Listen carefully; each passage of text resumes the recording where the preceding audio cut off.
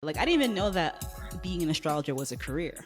People even today, they don't believe in it, and that's fine. They want to disprove it, and that's fine. But I don't think many people have been successful because I don't think it's a science. I think of it as an art. If you know how to read symbols in such a way, you can interpret the art. That's all that it is. I think free will is a very big component in it. So you can't really say this is absolutely going to happen because there's so many moving parts involved. The new school. This is The New School with your host, Christine Hong. Welcome to a new kind of school, where we talk about career paths you don't normally get to hear about in the classroom.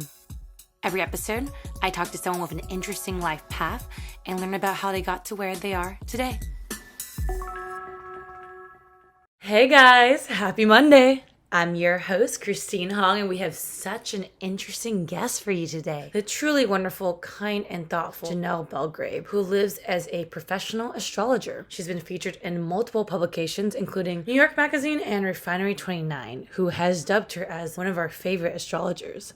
I know astrology can be a bit of a controversial topic, but I found the interview I did with Janelle one of the most interesting interviews I've ever done, so I truly recommend you listen. In this episode, I found out how Janelle learned the art of astrology, her beliefs on the art, how she built her astrology business, and what she thinks astrology is telling us about the current world situation.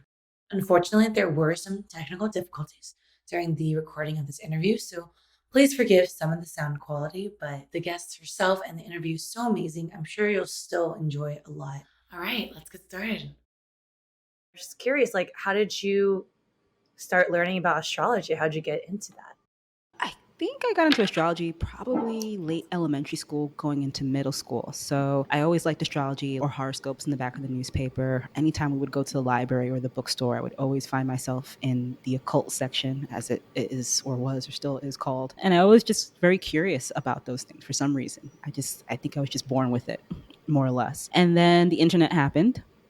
And I got my first computer with dial-up back in the day. I was researching astrology, and I came upon this website that allowed you to kind of plug in birth data minus the birth time and location, I believe. And I basically did all of these chart readings for my family members, and they would give you a whole printout. So I remember printing out reams and reams of paper of these detailed astrological compatibility, essentially between my parents, my siblings, myself. And I was about 12 at the time, and I was just astounded. I was like, how do they know this is my family? This is exactly who they are. And so I remember I went to my mom to show her. Both my parents are Aquarians, and she was like, whatever, kid, just don't do anything stupid. And I was like, that's not a no. So from there, that was my new thing. So this has been over 20 years of me just following my hobby. That must be such a kind of powerful feeling. I feel like you can actually really get to know someone and kind of predict who they are. Mm-hmm. So, I just used it as a tool to understand myself better, to understand my friends and family better. And I just really used it as more of a tool to understand the world, basically. So that was my first reference point into astrology. And over the years, the study just got deeper and deeper. I became more aware of the astrology community, different authors, conferences, stuff of that nature. And it just kind of progressed from there. Yeah. What did you find the most useful growing up? Because I also imagine there's a lot of fake material out there. So how did you find the truthful from the fake? Yeah. I think it was probably easier back then to avoid fake information because the internet was still relatively young. I think the people who were putting up the, private websites at that time, astrologers who were older with the internet, I think some of them are still standing. They're probably still really HTML, rinky dink kind of heavy. They're old, but I think astrologers naturally like to share information. Personally, I think it's enjoyable to read about these things. And then the library or bookstores, these are all publicized and published books. So, there wasn't really a lot of deceptiveness, I think, back then. I think astrology was kind of back underground after probably a wave in the 60s and 70s. And so it kind of went underground again, probably in the 80s and 90s, and it started to resurface again into the early 2000s and into now. So I think it was just easier to find valid information. And of course, astrology is such a vast topic on its own. Yeah. There's so many different styles, there's so many different schools of thought, there's so many different systems. So it's really hard to say what's false versus what's not, unless people are really just outside of the rules that have been established for the past thousands of years in terms of Western astrology.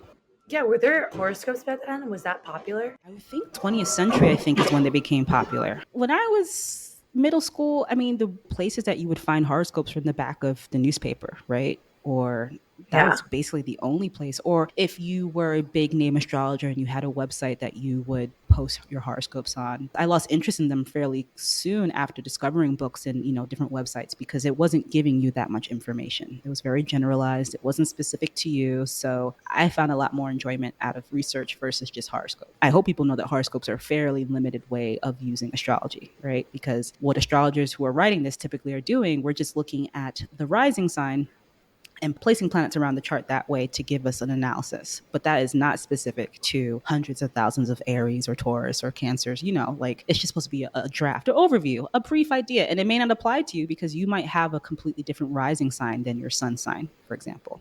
Yeah, I remember as a kid when people were talking about it, I was like, there's no way I'm the same as every person born in August. Like, I was just like, this makes zero sense. And Mm-hmm. I didn't even know there was like those three different sun, moon. What's the third one? Rising sign or ascendant. Right, rising sign until I downloaded CoStar and they were like, you're owning a Leo for two things. And I was like, oh, I Mm-hmm. didn't even know that. Mm-hmm. Did you ever have any doubts about astrology during it? Because I know there's doubters out there. I mean, at the time that I was really getting into it, I wasn't using it in a way to do predictions or anything like that. I wasn't that advanced. So I was mostly reading just like, about moon signs or, different Mercury signs or Venus signs as like a foundation. It wasn't until I got probably in the past 7, 8 years possibly that I started to get deeper into different styles of astrology or different schools of thought. So for example, mundane astrology, which is world astrology. So it's using astrology to study the world at large, whether it's political movements or governments or countries. You can pull up a chart and start looking at that chart and seeing how the current sky right now is impacting upon a planet or a person or something like that, for example. And so that stuff I think is largely accurate when you have the correct information. I think it's just convincing people like there's a correlation, right? It depends on what your interests are. Not everyone has an interest in global affairs like I do. Like I like that kind of stuff. But I think accuracy really depends on the information that you have. So you need a location, you need a date of birth, and you need a time of birth. And time is usually the most important thing because like you said, you're not the same as everyone born in August on the same day, but based upon where you are and the time that you were born, that's going to adjust your chart in such a way that it's unique to you. The other thing that people rarely talk about is that it's personal experience. It's your family, right? So even though, let's say, for example, you were born the same exact day as Britney Spears, let's just say she Yeah. went on to be a pop star, but you might be doing something similar, but not quite because of your environment, because of your ideals, because of what your soul desires. And so I think that's important for people to remember. There's always free will in astrology. Just because we see patterns and symbols in such a way that might say that something is going to happen doesn't mean it's going to happen a particular way. It depends on the people involved. So there might be transits that say, oh, you're going to get married this year, blah, blah, blah, great, great. And then something might happen that says, I didn't decide to get married, but something similar happened. Maybe I committed to a business instead, or I committed to a new partnership, but it wasn't a wedding. But that still falls under that branch, that umbrella. But it's really your choice. It's your decision point. The energy's there, but how you use it and what you decide to do with it is up to you. It is so amazing hearing an expert talk about this. 'Cause it just, I feel like there's so much like general inaccurate information spread about this, and it's hard to really understand astrology properly as a science. Mm-hmm. As a child, did you think you were going to be able to incorporate astrology into your career, or was it just kind of a hobby for you? Absolutely not. I had no idea. Like I didn't even know that being an astrologer was a career, right? I just knew there were books Yeah. available. I knew there were things available. I didn't know what these people were doing with themselves outside of giving me this information. But I didn't know that this was actually a career path. I didn't know there were schools for it either until much, much later. And I think that's just because of lack of information and also probably a lot of skepticism. People even today, they don't believe in it and that's fine. They want to disprove it and that's fine. But I don't think many people have been successful because, like you said, it's a study or a science that will be debated. I don't think it's a science. I like thinking of it as an art, interpretive art. If you know how to read symbols in such a way, you can interpret the art. That's all that it is. Like I said, I think free will is a very big component in it. So you can't really say this is absolutely going to happen because there's so many moving parts involved. I hope that we're moving into the age that people can see that this is a art that has been passed down from generation to generation all over the world. Right? If you go any place on earth, you're probably going to find some form of astrology in that region. And so it's incredible that our ancestors were studying the sky and able to make predictions that were able to help them in their day-to-day life. So, when was the point in your life when you're like, hey, I can make money off this? Like, you Mm-hmm. just first started thinking, like, can I explore a career in astrology? I didn't think of it that way until people started asking me to do readings for them. And I was like, oh, okay, well, I guess that's the next step. It wasn't something that I said I'm going to do because I want to. It was more like people started to request the service from me. And I was like, all right, well, I guess I'll start doing that. So I feel like my astrology career has definitely been like, oh, all right, you want to do this? Okay, sure. So it hasn't really been planned. It's really been like a being led by whatever astrology wants me to do next, essentially. Yeah. How old were you? How did these people find out about you? Probably on Twitter. So when I joined Twitter back in 2010, roughly the end of 2010, I met a whole bunch of Black astrologers on Twitter, and all we would do would pretty much talk about astrology all day. And it was very casual. It wasn't about us trying to show off or, make content. It was just people chatting about their personal experiences and sharing their knowledge. And it just kind of grew from there. And I think that's kind of where I started to gain traction with people who were following me. And after doing that for a while, people started to request readings. I started to get more involved in posting things on social media regarding astrology. And it just kind of grew from that point. Amazing. So, did this happen already, like after you went to school for studying traditional Chinese medicine or before? This happened after. I entered in 2008 and I graduated in 2012. But I was maintaining astrology throughout that time just for my own pleasure and enjoyment. Mm-hmm. And after that, I would even say that astrology led me to acupuncture because I felt like they had very similar principles, which is, as above, so below, so within, so without. So we are a reflection of our environment. Whether it's the stars or nature around us, man is at his best self when he's in harmony with the heavens and earth. And so that's a tenet in traditional Chinese medicine too. And I was like, of course, astrology is the same way. Excellent. We're on the right path. This is medicine for me, right? So I credit astrology for bringing me to acupuncture. And I feel like acupuncture really works well with astrology on its own. I'm still trying to figure out how to use medical astrology more directly when I'm working with clients. And I've used it a little bit to help people pick surgery dates or to help them figure out health issues. So it's a lot of fun. It's like puzzle pieces all the time for me. Like figuring out how do I crack this puzzle? How do I help someone using these tools?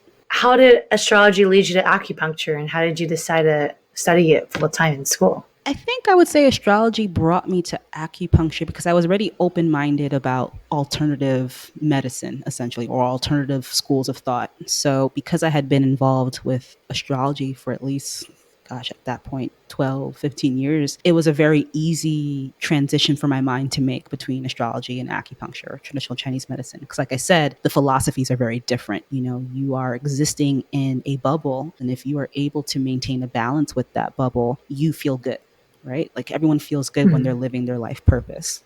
Everyone feels great when they're in good health. Everyone feels good when they're in rhythm with the world around them. We tend to feel more sickness and chaos when we're out of step with ourselves.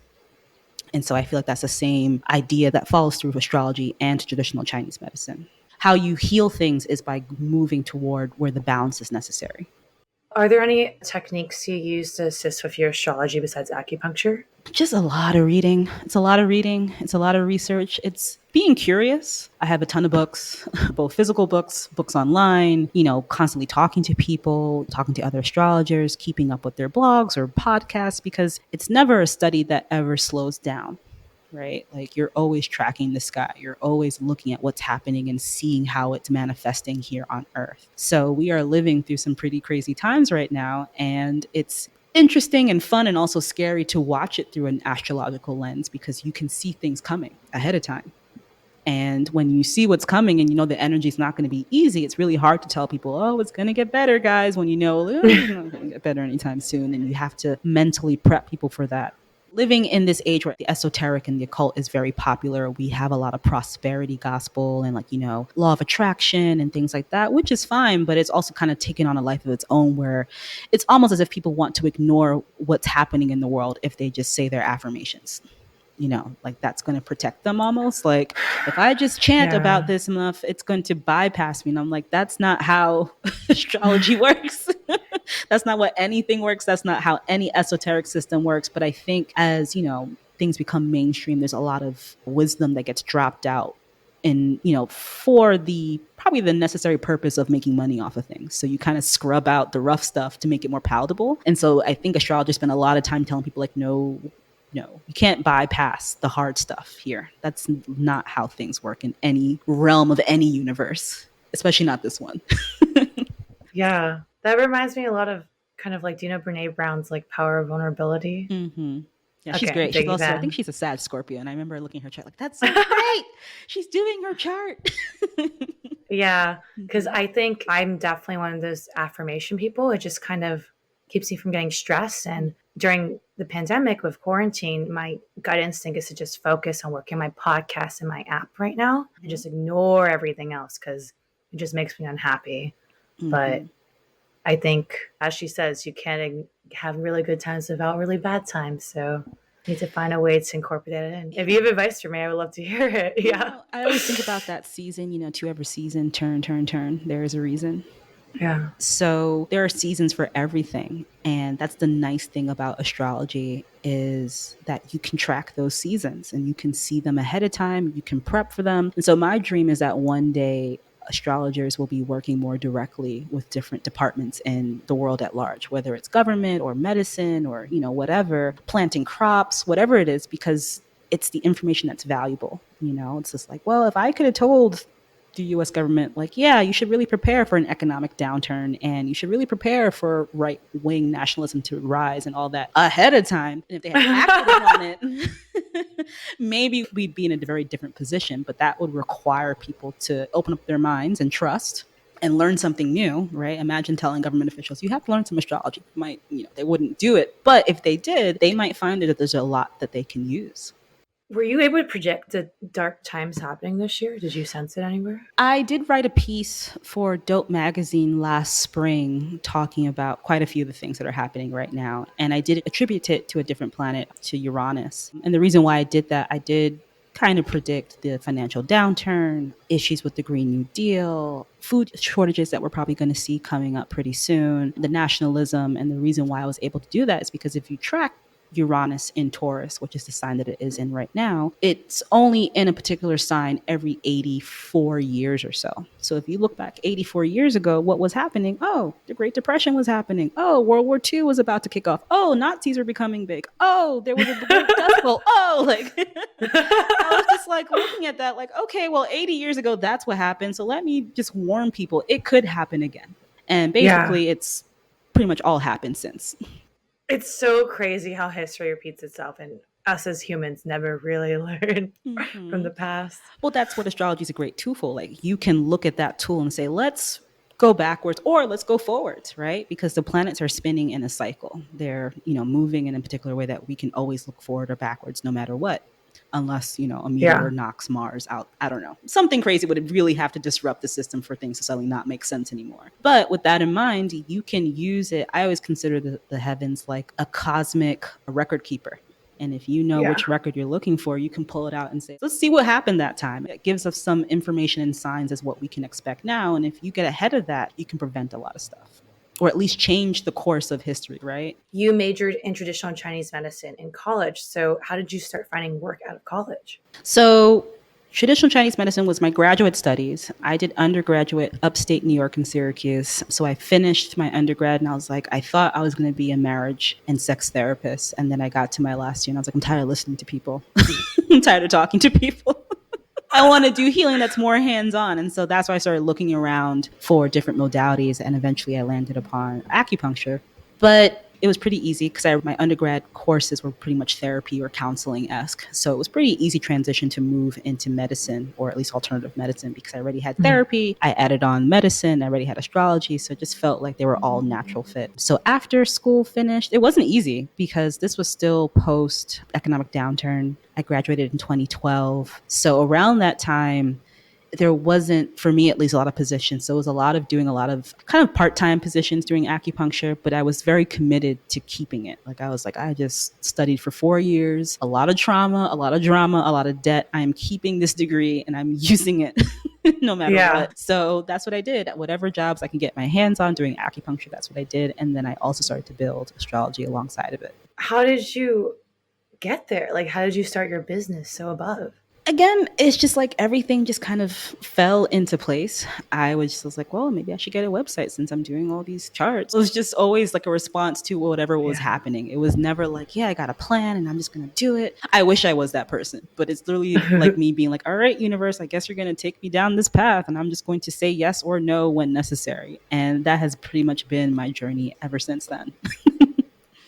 Yeah. When you started the website, Mm-hmm. were you like the five things you have listed, or was it just a couple? Because it says I'm astrologer, licensed acupuncturist, herbalist, clairvoyant, intuitive, and meditation instructor. Yeah. What did you focus on in the beginning? I just put them all up there. It's like, well, I could do it all, guys. Yeah, I just put everything up there because it is what I do. And I guess I don't really treat Yeah. them like one is better than the other. It's just what my interests have led me to. And if people want to use a particular service from me, I'm here to offer it. But it's never like, oh, this one's better than the other or anything like that. It's just, here's what I got. You got a buffet, you have options. And if you want to use this, we can use that. If you want to mix that up, we can do that. Like it's a very like saute kind of appeal, very freehand. So that's just how I treat it. Can you elaborate on the other three actually? Like, what's a herbalist? You have an option in TCM school to either just do acupuncture or do acupuncture and Chinese herbs. So I did Chinese herbs as well. And basically, you cram and you study and you memorize and you practice with herbs until you kind of feel like you got it. But I would always say, with any of the stuff that I've studied, none of these topics are things that make you feel like you know anything at any point in time because the information is just so vast. So if I was to show you a few of my textbooks from school, I'd be like, there's no way that I know all this stuff right now. But I can reference it. You know what I mean? Because it is so much Yeah. information and it's ancient medicine. And this is like thousands of years worth of knowledge that you're trying to learn in 4 years and then hopefully practice safely enough to, heal people. And I've been very thankful that I'm able to do that for so long. I think with most careers, I feel like you're faking it till I make it. Like when I first started managing people, Mm-hmm. and then with herbalism, it's like really ancient Chinese, like you're saying, cramming 1,000 years of knowledge into 4 years. Mm-hmm. So when did you first start gaining confidence in herbalism and Oh, doing I that? Yeah. still herbs. Like I said, they're very humbling, but I always like to remind people like a lot of herbs that are necessary, that are very useful, you already have in your kitchen cabinet, most likely. Really? Yeah. So, for example, daswan, garlic, right? Yeah. It's anti-parasitic, it's antiviral, it's, antimicrobial. It does all these amazing things. It warms up the body, it makes you sweat. So sometimes you might just need a clove of garlic as a healing modality, right? It doesn't always have to be such fanciful or exotic herbs or peppermint, baha. So peppermint helps the lungs, it soothes the liver, it clears heat, it does all these amazing things, and you might just have it in your cupboard.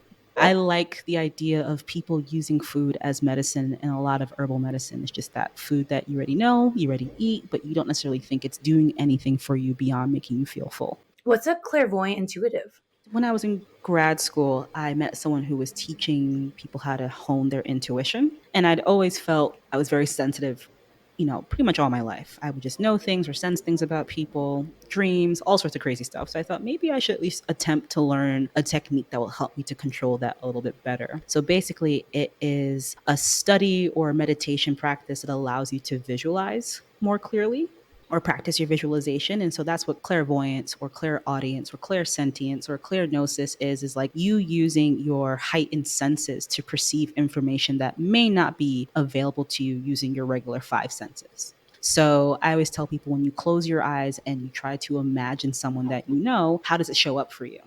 Right? Or for example, like clear knowing or clear gnosis or clear audience was like when you hear things and no one else can hear it, but you might hear a song and it makes you think of someone and you decide to call that someone and you call them and they say, I was just thinking about you. You think, oh, mom's going to call me, or mom, I'm thinking about mom all of a sudden, da, da, da, da. Phone rings, mom, hey, honey. Right. So people have that all the time. That is a natural skill that I think that we're all born with. Kids have it, pets have it. Pets or kids are talking to things that you can't see or staring at things that you can't see. They're probably perceiving the world with their heightened senses, most likely. So that meditation helps you to strengthen those tools. And then people ask you questions and you can actually kind of dip into the energy that they're asking and clarify and see what that's all about. That's not explaining it well, but that's pretty much what happens for me. Okay. So you pair that with your work as a meditation instructor? Well, it's been a while since I taught that meditation, but yeah, that meditation is basically that. So I would teach people how to clear out their energy centers in their body and their chakras. I teach people how to see more clearly using their third eye, for example. I teach them to trust how to trust hearing information or sensing information or knowing things. And when you do this more and more, it's just helpful. So if you can think about all the times that you had a gut feeling about something like, I don't know, maybe I shouldn't do that. And you did it anyway. And that same thing that you knew was going to happen happened. That's your intuition, right? So, how do you Yeah. gain enough comfort to trust that when you get that feeling like, you know what, I'm not going to do that instead and feel confident about it and not feel like you're crazy or making things up or exaggerating or whatever the excuses are when people deny their intuition all the time, only to turn around and be like, oh, I totally regret not doing that thing that I knew was, I felt it and I dreamt about it and I whatever, and I totally ignored it and now I regret it. What else do you do as a meditation instructor? That's so fascinating. That's basically the most that I like to Okay. do with it, because there's so many different styles and not everyone is looking to enhance their intuition. But I think meditation in general helps people to do that because you need to be still enough and calm enough to receive things, right? And usually we want to put things, extra meaning on information that we get, right? So it can be tricky. And also, I think learning to trust your intuition helps you to protect yourself too. So, how many times have you met people who either gave you a wrong feeling, you didn't really vibe with them, and be like, no, no, they're totally cool, and you're making things up or whatever it is, and then a couple weeks later, months like, oh, you were right about that person,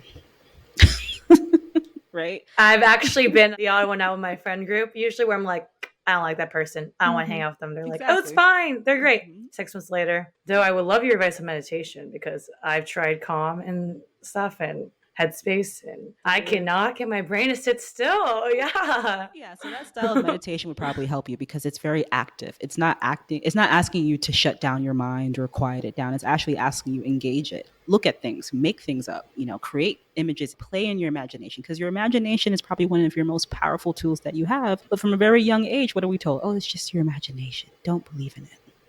Right? Meanwhile, your imagination Oh, is giving you so much information about your environment or even inspiring you how to influence your environment. And it's the easiest way that you can receive information that's, out of our, five senses essentially. really? So why are all the apps and tutorials I see trying to focus on me, like to stop thinking and calm Mm-hmm. down instead of actively using my imagination? I think it's probably a response to the way that how we act in the West. We're very young, we're very active. Everything's go go go. We are very reluctant to take time off. We're very reluctant to relax at all. We always feel like we have to be thinking, and so I think it's not so much that we have to turn off our minds. I think we have to get into the mode of thinking that having downtime is a good thing. One, and not just as Yeah. like, oh, Yeah. like what is the new thing, what do they like to call it now, self-care, like everything is self-care, and but even that becomes a task for people, right? How quickly does meditation become just another thing to do on your list of self-care? What do I do in the morning? I wake up and I Mm. meditate for 30 minutes and then I journal for 30 minutes and then I do yoga for 30 minutes and then I do my breakfast. And it's just like, all right, so that's just one more thing that you've added to your to-do list to make you feel like you're taking care of yourself, which I'm not knocking. Yes, you are. But again, it becomes this regimented, scheduled, go, go, go. I have to meditate today at this time. It's just like, why don't you meditate when you feel like it? When it feels necessary, as opposed to a part of your scheduled routine. It just feels like yet another thing that we use to kind of one up each other almost. So this style of meditation is not about that. It's more like, no, I want you to play. I want you to visualize things. I want you to break things and make things and create things and see things and visualize people and use your mind that way, because your mind is always going. It always wants to create something, but I think we have to be careful about what we're creating and what we're visualizing. And I think that's the biggest thing that people have issues with anxiety, because we're always visualizing the worst possible outcome. Ooh, another Brene Brown Right? topic. Even as an Yeah. astrologer, even with all my knowledge, I still do that because we've been conditioned to do that, right? Plan for the worst. These are the sayings that we constantly repeat to ourselves, even subconsciously. That's very true. Yeah. Mhm. Back to So Above. Mhm. So when you started it, I know you had people on Twitter who already wanted you to do readings based off what you tweeted. How else did you get your beginning clients for the business? I would say that Twitter was my main thing, just because I had grown a fairly strong following over the years. I've been on Twitter, what, 10 years now almost. So, there's just over time, you build bonds with people and your name gets around. And then I started to meet more astrologers. I met a lot of my astrologer friends on Twitter when we were living in Brooklyn and different parts of the city. And so meeting up with them and, your name just gets around. I guess I started to do a podcast with a friend of mine. And then, I started to write horoscopes for different publications, did some articles with different publications too. And so it's just been kind of like that. I've just been feeling my way through. Everyone's path is different. And at the same time, not wanting to burn out too badly, which is definitely something I did, trying to do everything, you know. Yeah. Marketing, it's so easy to try to go everywhere. Yeah, I was writing too many things for too many publications and just kind of singed both ends of my candle.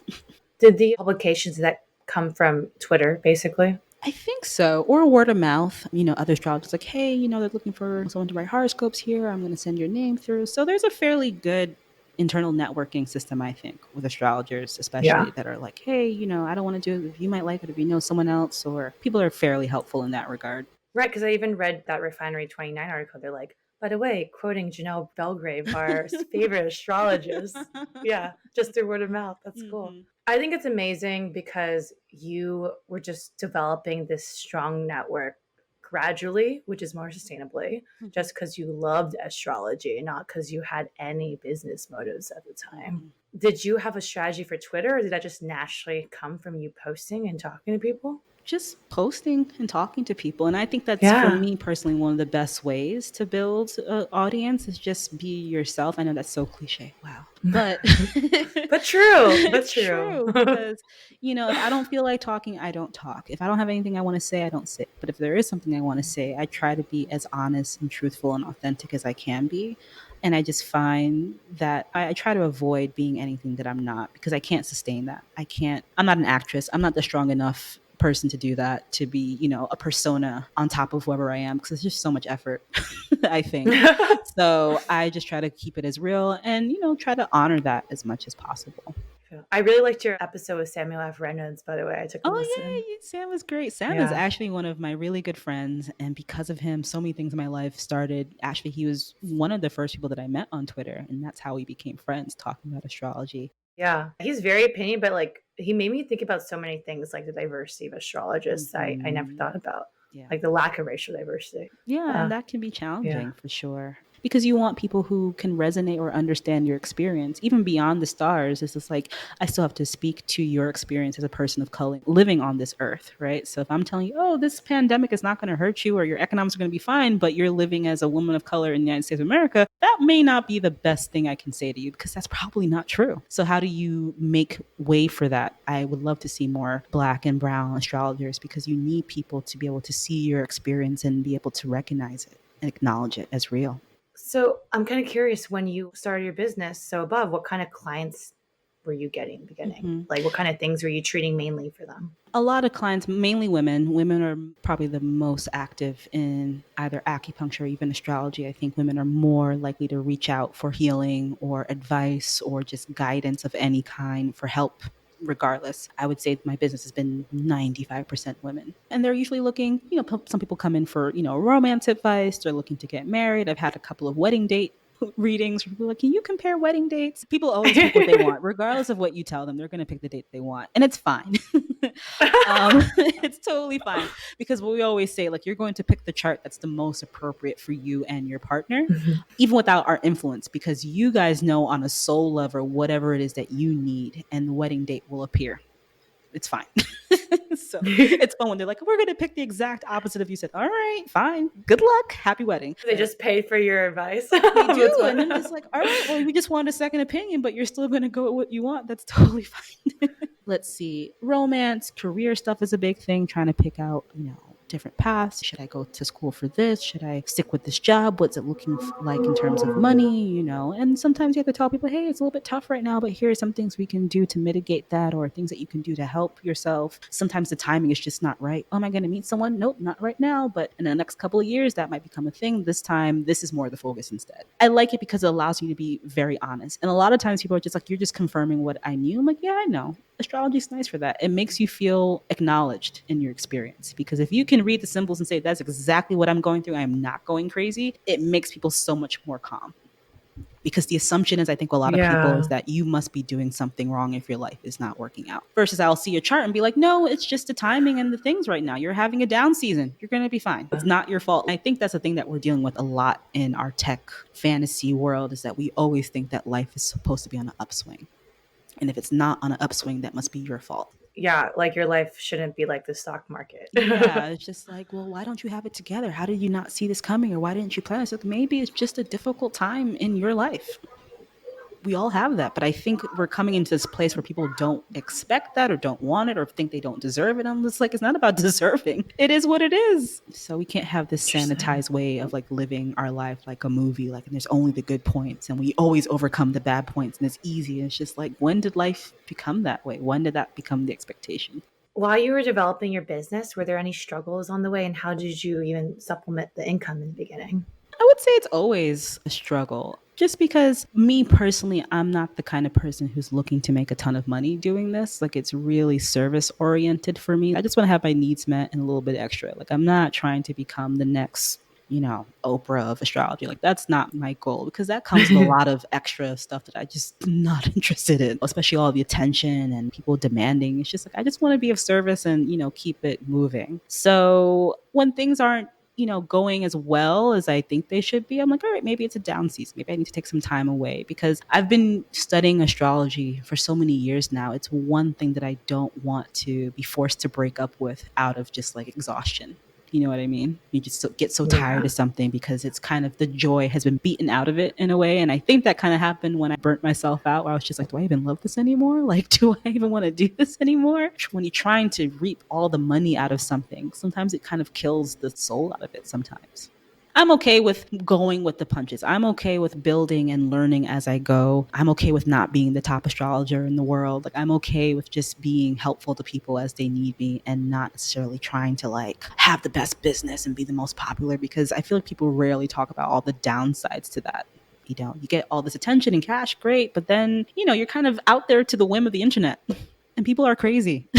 People can be very Yeah. demanding and very, oh, you're not right. And it's bullying is a big thing on the internet too. So I think a lot of people who are getting into the business have to be very aware about their energy and how to, protect themselves, because just because you're serving and helping people, there's almost as if the expectation is that you're always in that position 24/7. You never turn off. And so for me, it's like going online, I'm just like, I'm not talking about astrology right now. I'm just talking about the weather. Like, I just want to say good morning and have a good day. Like, I don't want to be the oracle 24/7, because that's a lot of pressure. Yeah. Actually, what a blessing for you that you're in astrology, because I think most people in business, there's always ups and downs. And when you have those downs, it's so natural to panic because you Mhm. have to like pay so many employees underneath you. But you are kind of like, no, it's just the natural cycle of my business. Yeah, And I you kind think of look for the signs they'll come back up, kind of. Yeah, I'll do that if I think it's necessary. And I'll even look at my chart to see if it's something that's happening with me. And sometimes that's the case too, where I'm just like, what's my chart right now? I'm going through a tough phase and I need to take a step back and reassess what's going on, as opposed to forcing, and burning myself out even more. So I think it keeps you really humble sometimes, where you're just like, yeah, sometimes you cannot outrun your own timing. You just have to Wow. wait. I so panic when I have to live off my savings. I'm like, do I need to get other sources of income? And I'll start looking for other jobs on the side to Mhm. support my main thing. Oh, And I think this that's so whole nice. crisis that we're going through right Yeah. now is going to help people to see how flawed that system is, right? And how it really does do a lot of damage to us, because like you said, like, your first thought is like, oh, I have to do all these things to protect myself. And yeah, because we live in a world that has made that system so unforgiving. You're probably thinking right now, what if my savings runs out? What then? It's just like, well, that doesn't mean anything personally about you. This is the system that you're living in. And right now that system is up for review, and it might get knocked down. And then what will we do then? What will we do if we didn't have to pay bills? Who will we be as people if we didn't have those things? And I think right now we're getting a taste of it, because we're just like, what is time? What is a weekend? What is a week? What day is it? I really want to know how we're going to come out of this. I expect Yeah. there's going to be some really tumultuous times ahead, but they are necessary, because like everything else in the world, everything has its natural end and a new beginning. Empires have fallen before, so we're not special. As scary as a thought that is, and I know it does make people very nervous, I think it's something that we have to sit with. This is like, things do come to an end. When we try to deny and put that ending back as much as we can, it's even a harder fall, because we've been unprepared. Speaking of, how has quarantine affected your business, if at all? Well, I do miss doing acupuncture. I have Mhm. been out of my community clinic that I work at in Flatiron, Manhattan for a while now since we've been in quarantine. So that's been kind of like tough to deal with. I miss needling people. I miss having clients. I've actually started watching trigger therapy videos on YouTube. So trigger videos are Oh. basic massage therapists kind of use what Tui knot technique, just like a Chinese deep tissue massage to get at those knots in Mhm. the body. And I usually get them with needles. So I'll go in with a needle and find those knots and make the muscle jump. But this guy's using his thumb. So I was just like, oh, that's amazing. Like I was just having a rush of like, I miss that so much. I miss the human body.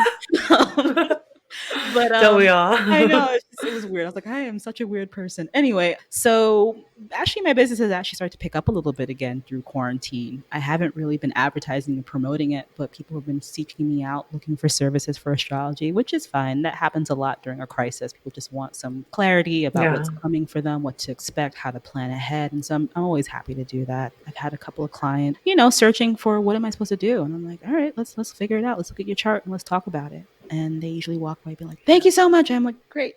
Have a great day. Tell me how it goes in 6 months. Can't wait to hear. What is your day to day like? I'm so curious. It depends. If I have clients, it depends on what they're asking, what kind of reading we're doing, whether how long it's going to be. But basically, it's me, a notebook, a stack of books, looking at their chart, like writing out things I think are important and just trying to get a general idea of what's going on in their chart. And then I chat with them for about an hour or so and, give them tips and tricks and what to do and what to expect and give them validation. And then later on, I'll send them a copy of the recording that I make for the astrology reading and go keep going.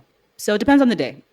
Some days are really Yeah. chill. If I have any writing projects that I'm working on, I'll work on that. For writing projects, were you referring to like articles you're featured in or anything else right So now? articles, horoscopes, doing writing for certain people, it depends. You write horoscopes? I used to write a lot of horoscopes. I've written horoscopes for Refinery 29. I've written horoscopes for Dope Magazine. So there's been like 3 or 4, maybe even 5 publications that I've done horoscopes for in the past. It could be fun, but it's also a lot of work. And then you start to hate the number 12 a lot because you're writing 12 of everything. It starts to grate at you, but it's definitely something that teaches you a lot too.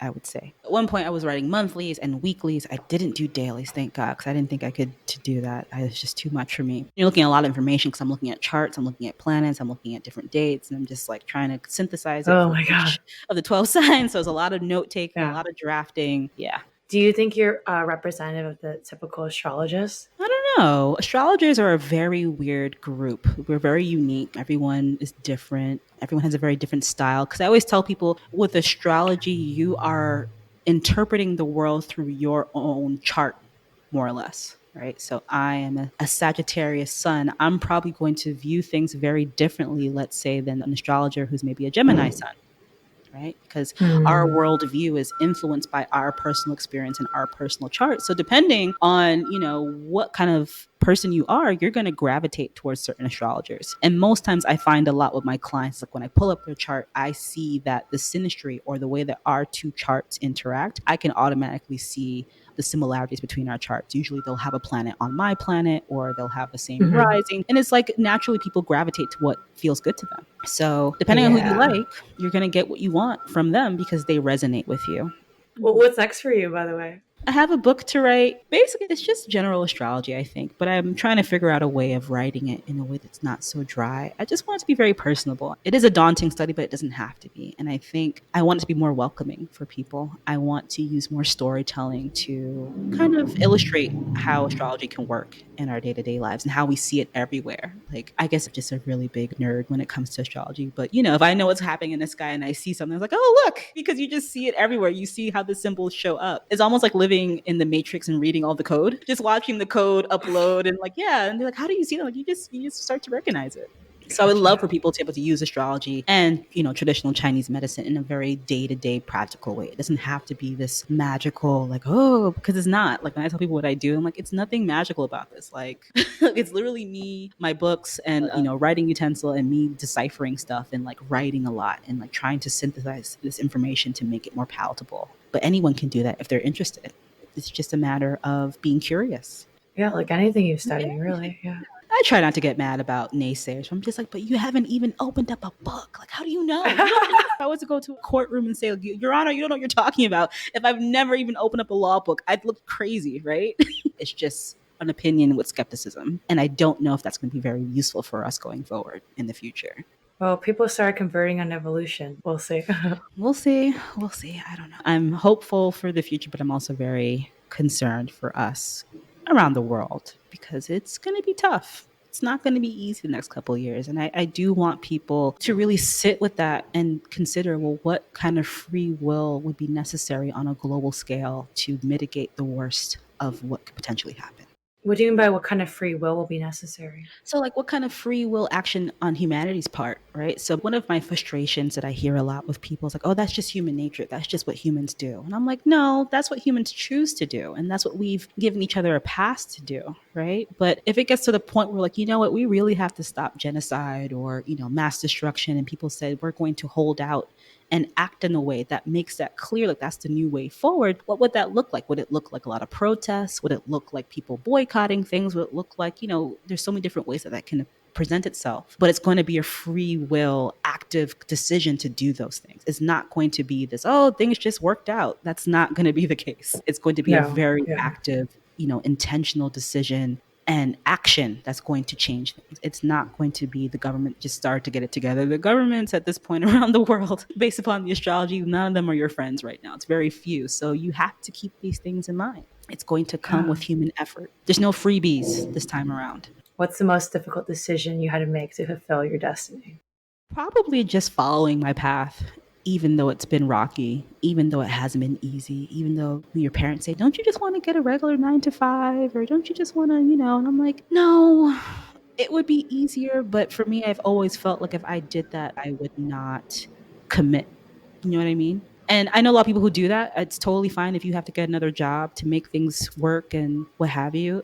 For me, it's always been like I have to stick with it, even if it sucks, even if it's uncomfortable, even if I'm not sure if I'm going to make it out. I just need to know that I gave it my all. But that's just been me. And so it hasn't always been easy. There have definitely been times where I'm like, well, we'll see what happens with rent this month. We're going to figure it out somehow, some way. And it, usually it does work out. And if it doesn't, you rally and you figure it out. But I'm hoping in the future that will become less and less the case for people, regardless of what they do, because that's no way to live. Right? We shouldn't be living in fear when there is so much abundance on this earth that could be shared and just make people's lives so much easier. And that's my hope going forward. It's like we'll get out of this very selfish way of viewing the world and ourselves, that we are living alone, we're isolated and nothing impacts us unless it's about us. And it's just like we're all in this together, right? So we're all in this closed circle together, and whatever happens to me will eventually most likely happen to you too. Looking out for me is also looking out for you. So beautiful. Actually, though, Janelle for president. Right? Any mistakes during your career you regret? Oh, definitely trusting certain people. You definitely come across people who want to take advantage, who don't want to pay you. So I definitely feel like that's just part of it, like learning that not everyone is for you. Not everyone wants to see you succeed, and not everyone has your best interests at heart. And it doesn't necessarily mean that it's a personal failing on your part. It just is part of the hard knocks, unfortunately. And we've kind of made it like a rite of passage. Like, well, that's the bricks. That's what business is. It's not personal, it's business. I'm like, well, it very much is personal. So, like, maybe that's a tenet we need to change in the future. Like, it is personal. Like, it's a business should be personal. You should have people's, well-being in mind and the well-being of the earth in mind, because this is very personal. For others who want to live off astrology or get more into it, do you have any advice for them? Be curious, read a lot, pick up books, or go to the library if you can, or rent online. Go study the things that are interesting to you, right? You don't have to learn it all. You can start very basic and just keep up with it. I remember times in college, I got my roommate and one of my closest friends into astrology just by reading. We would be on our computers facing our backs to each other and just reading things off of the screen to each other. And like, does that make sense to you? How do you think about that? Is that how you feel in your chart? And you're like, yeah. And so you just learn that way. Make it as relevant to your experience as possible, because I think that makes you interesting. I'm very interested in humans and how they think and feel and what motivates them. I'm very interested in world affairs and politics. And so these are the things that I tend to gravitate toward. But everyone's different. So go for what you like. If you like relationship astrology and love, go for that. Start studying Venus and Mars, start studying synastry and compatibility, start studying what people need to feel loved in their relationships, and go with that. And if that turns into a different realm of study that you want to go to, you follow that path too. And I just think for me, it's been the universe and your spirit, whoever else is in charge of your life, has just been kind of guiding you throughout this time, kind of leading you to keep living your life, keep living your chart, and then you just meet people and things as necessary and you grow from there. It's like anything else, I think. Do you have any book or website recommendations to get started with?